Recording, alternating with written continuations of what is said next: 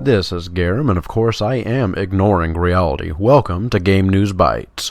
Only good information, all duds removed. Alright everyone, this is the XCOM 2 Resurrection Story Summation, Part 3. If you missed Part 1 or Part 2, click right there. And if you accidentally jumped here and was hoping to see Part 4, click right there. Alright guys, let's get it going. The last thing from Part 2 was this drugged civilian had pulled a shotgun on the story from which our point of view was centered, Amon. Now, this woman, just being a civilian, she was quickly disarmed, but not before pulling the trigger during the scuffle. Luckily, the shells had been removed just in case such a thing should happen.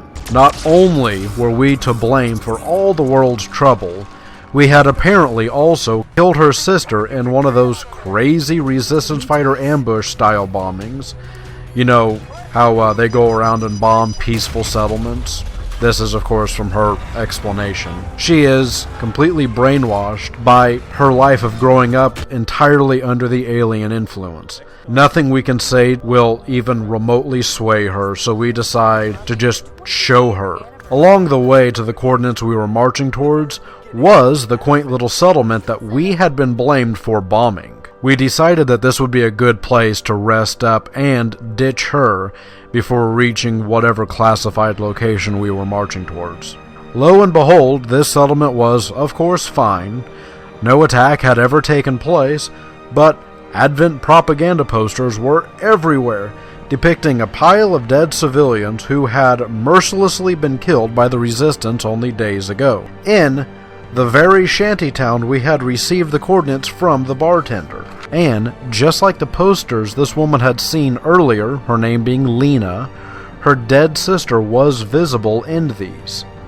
In fact, everything on this poster was identical, except the location it had supposedly happened. Lena, now completely confused, begins to believe us and decides to travel with us a little bit longer. My team resists, of course, so we dump her there, we leave in a borrowed vehicle, and we make our way out of the little shanty town after resupplying a little bit. Not very long later, we discover that she had, of course, stowed away with us, hiding amongst the supplies we'd gathered.